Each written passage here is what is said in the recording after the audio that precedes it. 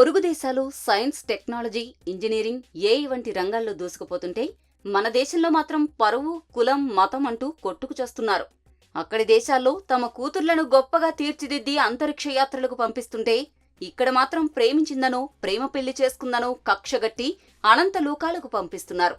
గుండెలపై పెట్టుకుని పెంచుకున్న పేగుబంధాన్ని తమ చేతులతోనే తెంపేసుకుంటున్నారు. అలాంటి ఘటన ఒకటి అనంతపురం జిల్లాలో చోటు చేసుకుంది. గుంతకల్లు మండలం కసాపురం గ్రామానికి చెందిన రామాంజనేయులు దంపతులకు 4 కుమార్తెలు.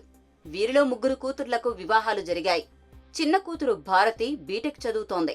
అందరికంటే చిన్నది కావడంతో ఇంట్లో వాళ్ళంతా అల్లారు ముద్దుగా పెంచుకున్నారు. ఉన్నదాంట్లోనే ఏమీ తక్కువ లేకుండా గారాబంగా పెంచారు.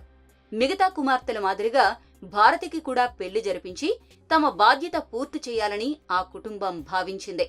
కాని చిన్న కూతురు ఇచ్చిన ట్విస్ట్కి ఒక్కసారిగా ఆ కుటుంబం విషాదంలో మునిగిపోయింది.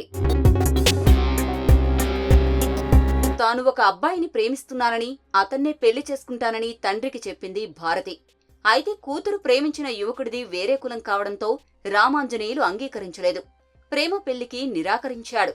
తాను చెప్పిన వ్యక్తినే పెళ్లి చేసుకోవాలని పట్టుబట్టాడు.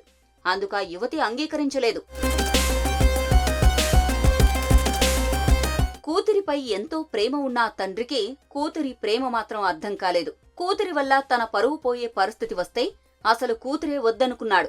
కూతురిని దారుణంగా చంపేశాడు. అయినా అతని పగ చల్లారలేదు. కూతురి ఆనవాళ్లు ఏమాత్రం మిగలకూడదన్న కోపంతో డెడ్ బాడీపై పెట్రోల్ పోసి కాల్చేశాడు.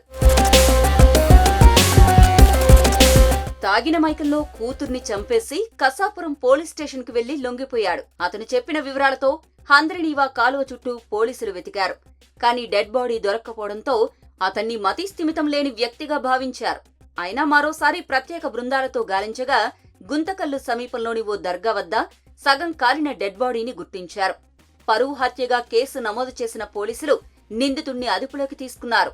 శాస్త్ర, సాంకేతిక రంగాల్లో భారతదేశం అపూర్వ ప్రగతిని సాధిస్తున్నా కొన్ని విషయాల్లో మాత్రం ఇంకా వెనుకబడే ఉన్నట్లు అనిపిస్తోంది. కుటుంబ పరువు, సంప్రదాయాల పేరుతో తల్లిదండ్రులే తమ పిల్లల ప్రాణాలు తీస్తున్న ఘటనలు ఇంకా కనిపిస్తూనే ఉన్నాయి. ప్రపంచంలో ఏ మూల ఏ క్షణం ఏం జరుగుతుందో వేగంగా తెలుసుకోవడానికి తొలి వెలుగు వాట్సాప్ ఛానల్ని ఫాలో చేయండి.